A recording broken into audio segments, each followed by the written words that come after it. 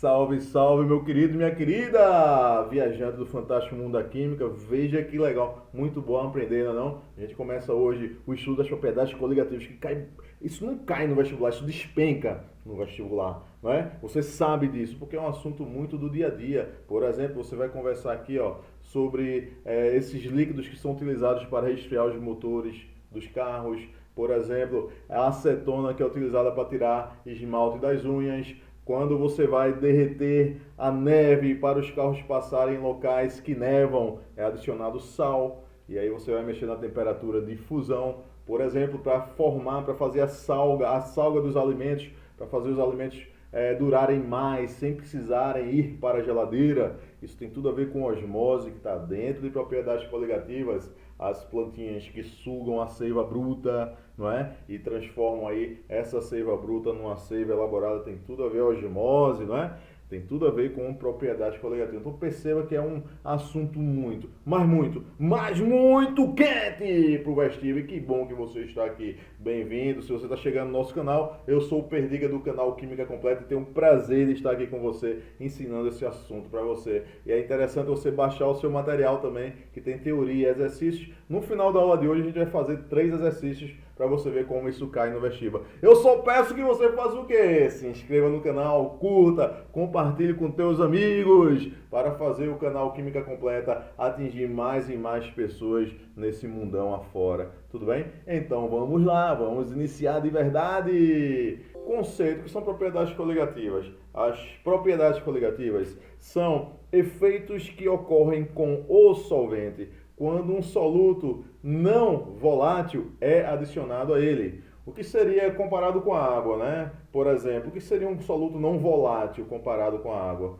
Os sais, por exemplo, esses sais que você está vendo aí, essa figurinha com vários sais bem coloridos. Esses sais, por exemplo, comparado com a água, eles são não voláteis. E quando você adiciona esses sais à água, você muda as características da água, algumas características da água.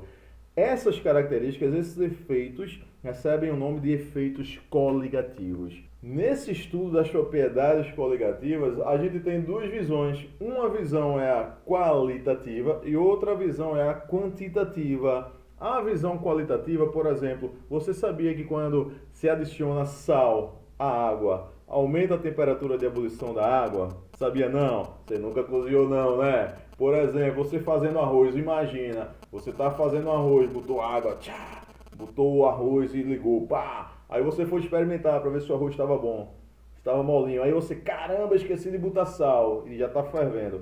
Quando você bota sal, o que acontece? Cessa a ebulição e mais na frente um pouquinho a ebulição volta.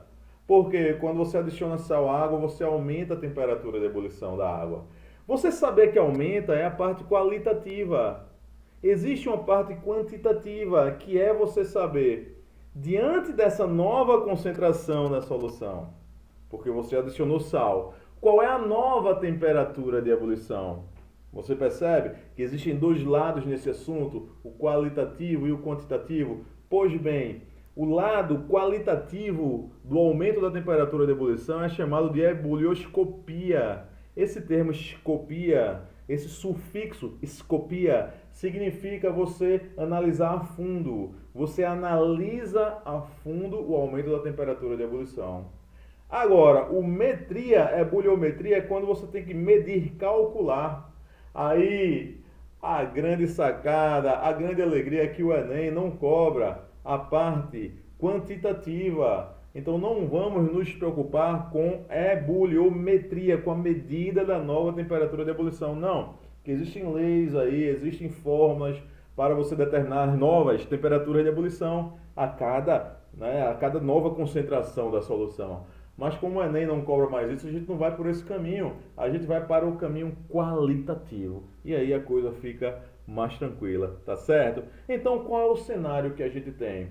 A gente tem o seguinte: alguns efeitos coligativos, que são 4, que ocorrem quando você adiciona um soluto ao solvente. Quais são esses efeitos coligativos? São esses 4. Efeito tonoscópico, ebulioscópico, crioscópico e osmoscópico.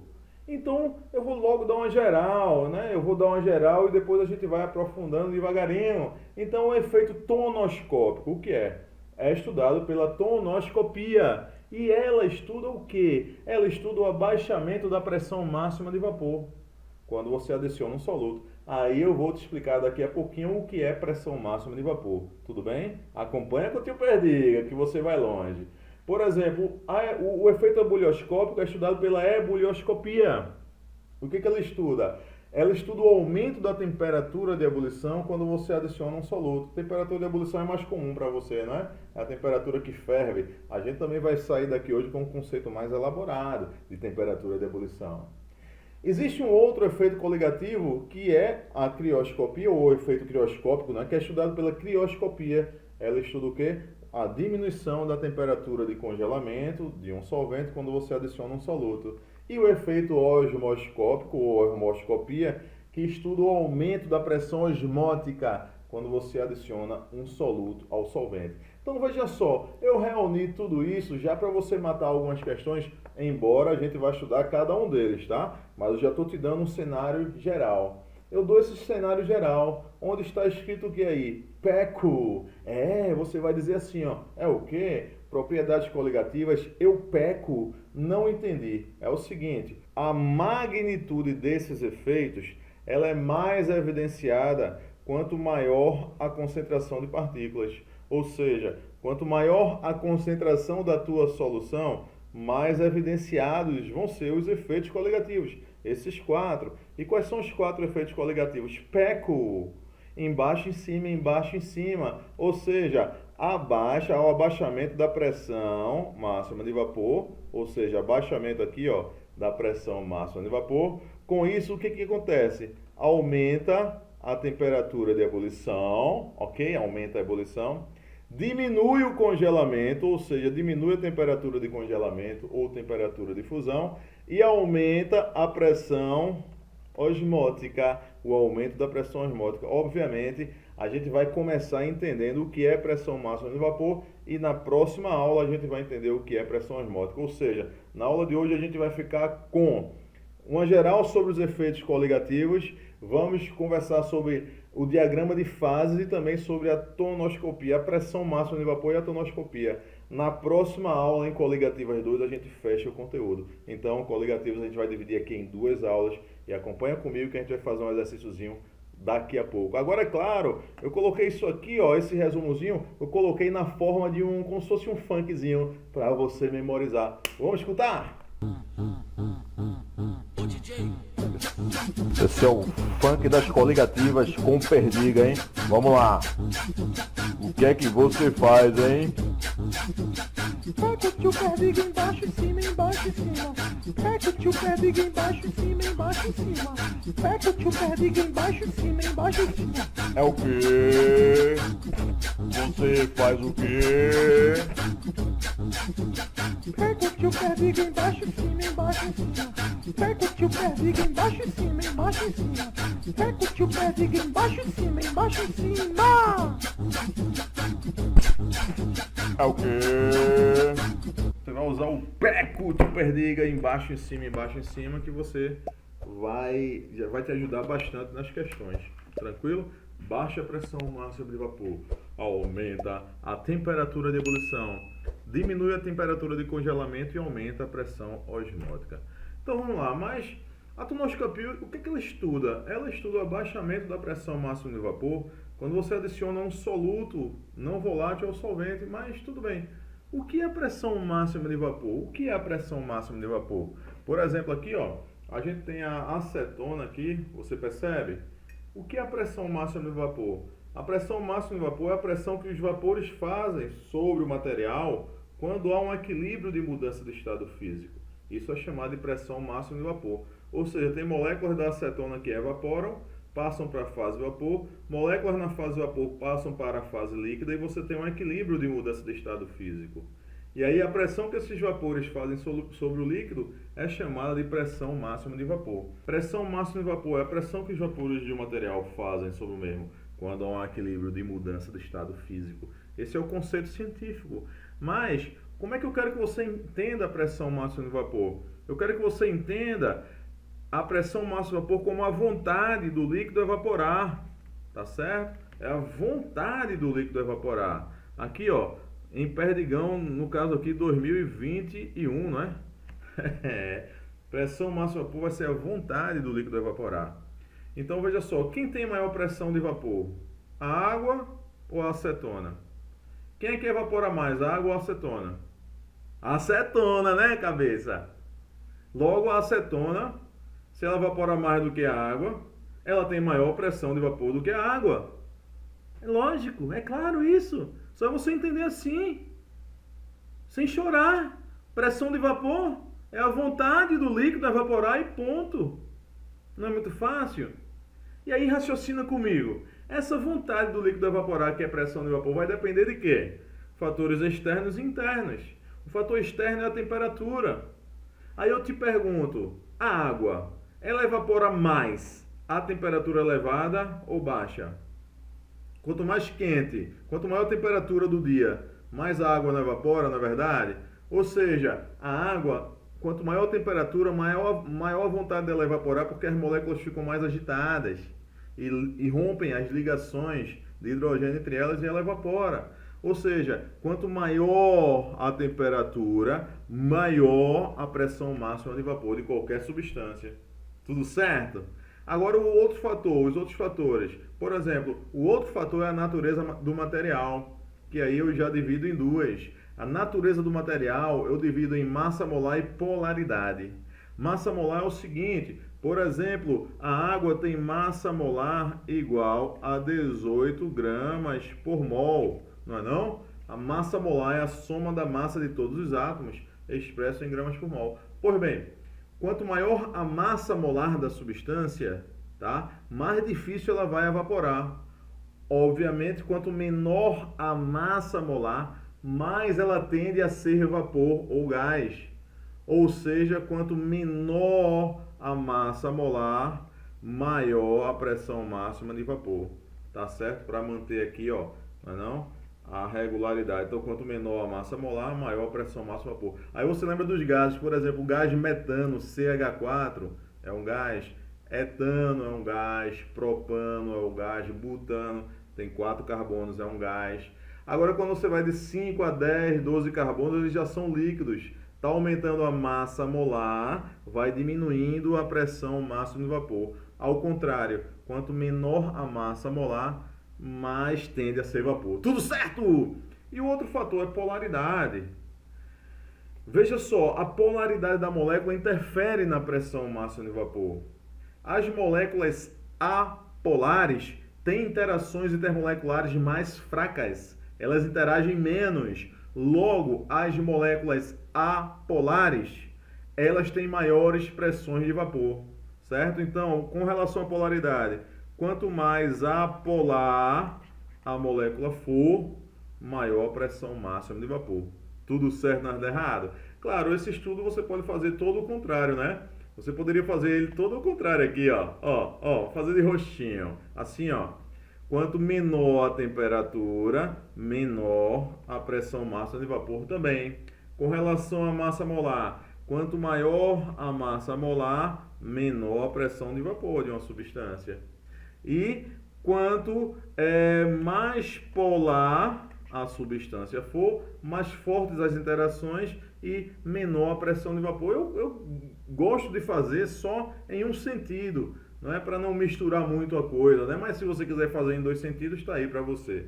Tudo bem? Então vamos lá. Vamos analisar a pressão de vapor da água. A pressão de vapor não depende da temperatura, então vamos analisar a pressão de vapor da água. Aqui eu trouxe para você pares de pressões de vapor versus temperatura para a água. Por exemplo, a 0 graus Celsius, a água tem uma vontade de evaporar que corresponde a 4,6 milímetros de mercúrio.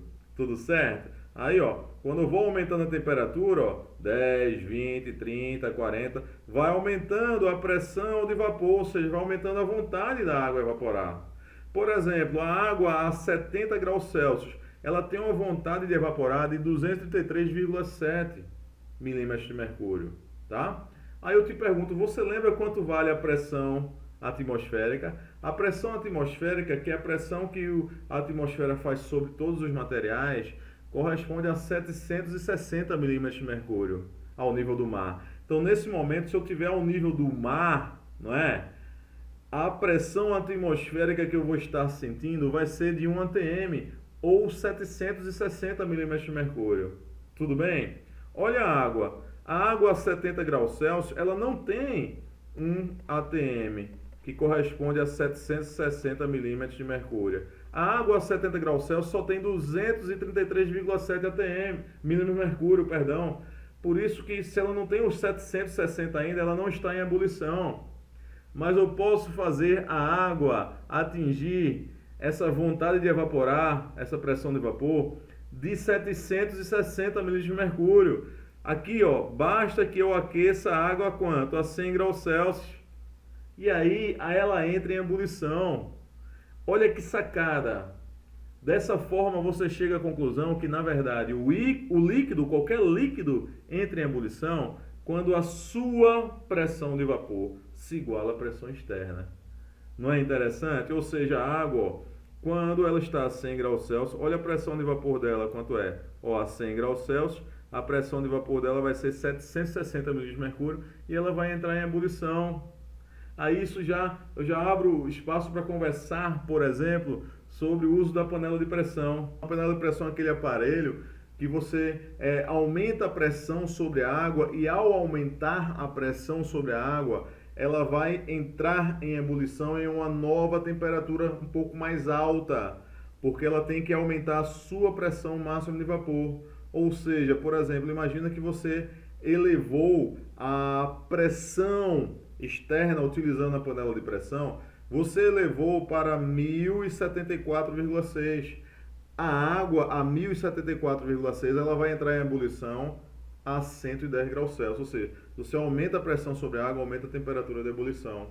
Ao contrário, se você diminui a pressão sobre a água, você diminui a temperatura de ebulição. Por exemplo, se você leva a água para um local, uma montanha aqui, ó, um local bem alto aqui, tá? Está bem acima do nível do mar. Acima do nível do mar aqui, ó, se você comparar os locais A e B, o local A, a pressão é maior, porque tem uma coluna maior de ar atmosférico. No local B, a pressão é menor.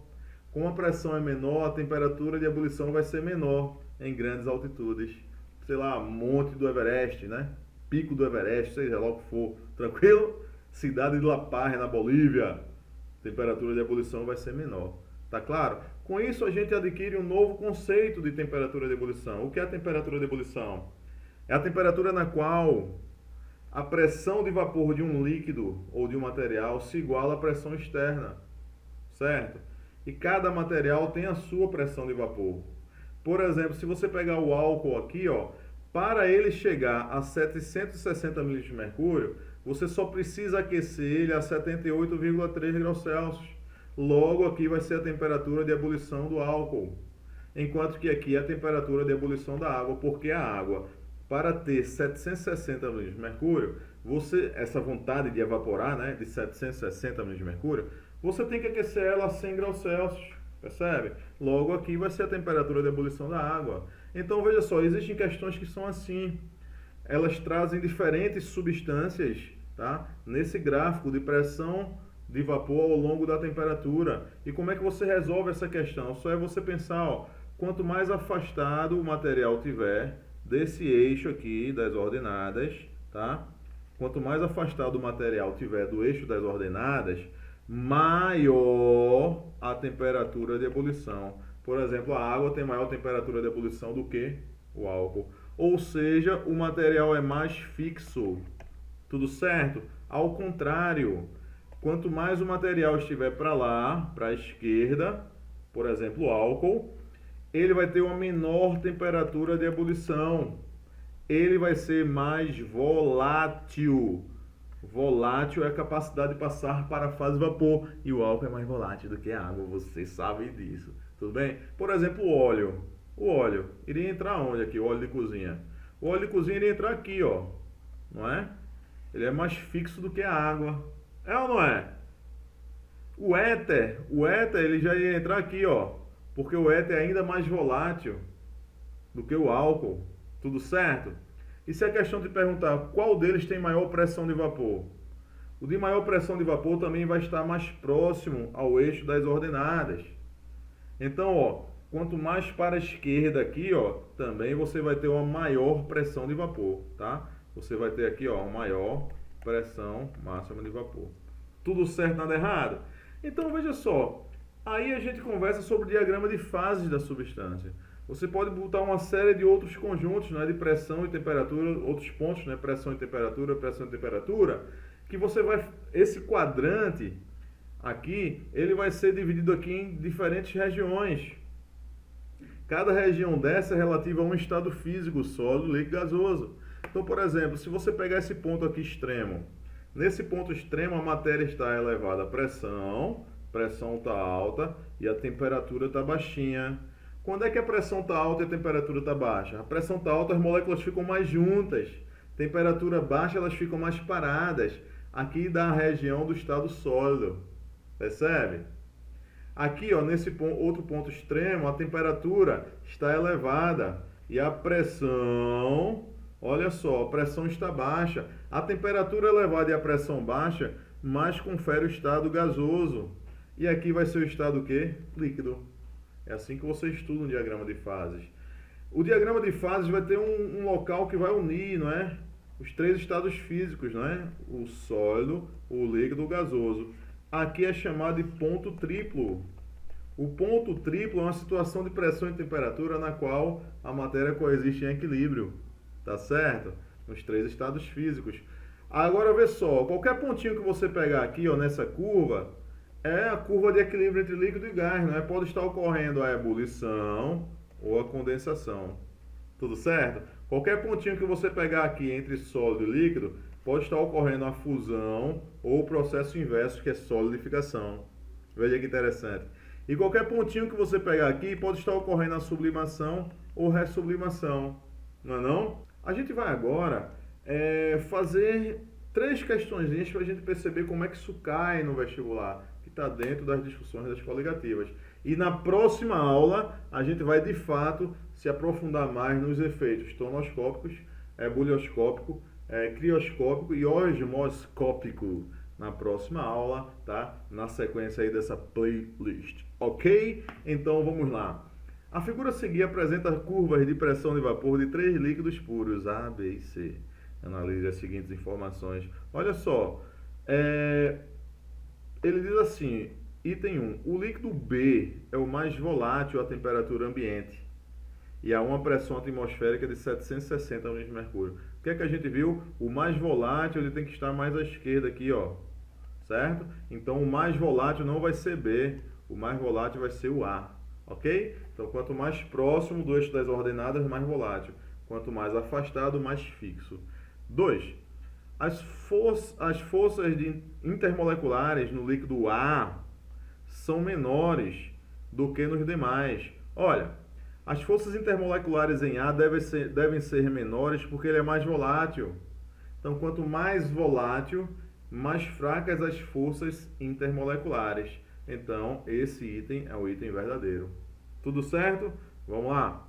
O ponto de ebulição normal do líquido C é menor do que do líquido A. Olha só, ponto de ebulição de C, você iria pegar aqui, ó, temperatura de ebulição de C. Temperatura de ebulição de A, você iria pegar aqui, ó, temperatura de ebulição de A.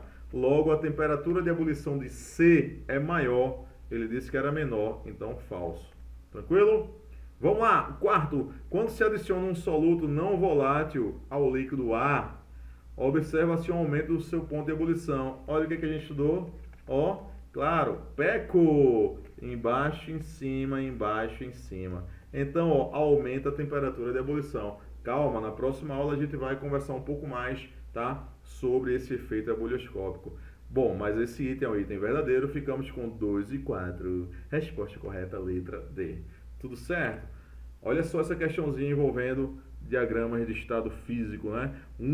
Dióxido de carbono tem diversas importantes aplicações no estado gasoso. É utilizado no combate a incêndios, em especial quando envolve materiais elétricos. No estado sólido, é denominado gelo seco, é utilizado na refrigeração de produtos perecíveis, entre outras aplicações. A figura apresenta um esboço de diagrama de fases para o dióxido de carbono. Olha só, então ele traz aqui, ó, pressão e temperatura. Então vamos lá. Com base nas informações fornecidas pelo diagrama de fase, é correto, ele quer a correta, tá? Vamos lá. O CO2 estará no estado líquido para qualquer valor de temperatura, quando sob pressão de 67 atm. Olha só, quando ele está a pressão de 67 atm, se ele tiver em temperaturas aqui, ó, nessas temperaturas baixinhas, ele vai ser sólido. A 67 atm, se ele tiver em qualquer um desses valores de temperatura, ele vai ser líquido. E se ele estiver em qualquer um valor desse de temperatura, ele vai ser gás, tá? Então esse item é um item falso. Tudo certo? Vamos lá, letra B. O CO2 pode passar diretamente do estado sólido para o gasoso, quando a pressão for menor do que 5,1 atm. Olha só, ele passar de sólido para gás, quando a pressão for menor do que 5,1, pode, ó. Ele poderia passar aqui, ó, de sólido para gás, entende? Pode sim. Então esse item é verdadeiro. Resposta correta, letra B. Vamos analisar as outras? Haverá equilíbrio entre os estados líquido e gasoso para qualquer valor de pressão sob temperatura igual a 25 graus Celsius. Então você pega a temperatura aqui, ó, de 25 graus Celsius, pega essa temperatura aqui, tá? E ele diz assim: haverá equilíbrio entre os estados líquido e gasoso para qualquer valor de pressão? Não. Esse equilíbrio só vai se dar a 25 graus Celsius quando você tiver a pressão aqui de 67 atm, não é? Então esse item é um item falso. D. As curvas representam as condições de temperatura e pressão que existe uma única fase do CO2. Não. Você tem curvas aqui que podem existir, ó, as duas fases em equilíbrio. Então falso. Há mais de um conjunto de condições de pressão e temperatura que coexistem as três fases. Não. Você só tem um ponto triplo aqui para o CO2. Tranquilo? Falso. Então, resposta correta, letra B. Próxima, que essa questão foi fantástica. Veja só. As moléculas do cis de bromometano e do trans de bromometano. Olha que interessante. Aqui vai ser o cis e aqui vai ser o trans de bromometano. Tem a mesma massa molar. Exatamente. Eles são isômeros, não é não? Um assuntozinho estudado na orgânica. E o mesmo número de elétrons, diferindo apenas no arranjo de seus átomos. Veja que interessante. Veja só, meus queridos e queridas, essa questão como é que você faz para você saber qual tem, por exemplo, maior temperatura de ebulição, qual é mais volátil. Isso vai ter a ver com polaridade. Essa questão é muito tradicional, tem a ver com polaridade. E veja só, quando você vai na fileira de eletronegatividade, ó, fui ontem no clube, briguei e saí correndo para o hospital. Essa é a fileira de eletronegatividade. Olha só, entre bromo e o carbono é mais eletronegativo do que o carbono. Como ele é mais eletronegativo, ele vai puxar os elétrons aqui do carbono, ó. Quando ele puxa elétron do carbono, ele fica negativo e o carbono positivo. Então, bromo negativo, carbono positivo. Bromo negativo, carbono positivo. Bromo negativo. Então, você vai ter vetores de momento dipolo, que vão do positivo para o negativo, ó. Vetor momento dipolo, vetor momento dipolo. Esses vetores vão se cancelar aqui, ó, no trans. No cis, você tem um vetor para lá e um vetor para lá, que vai dar um vetor o quê? Vai dar um vetor resultante aqui, ó. Não é não? Isso significa dizer o seguinte, que o trans tem um maior caráter apolar, enquanto que o cis tem um maior caráter polar, porque não tem o cancelamento vetorial dos vetores momento dipolo, certo? Como o cis é mais polar, tem interações intermoleculares mais fortes. Isso dá o quê? Uma maior temperatura de ebulição.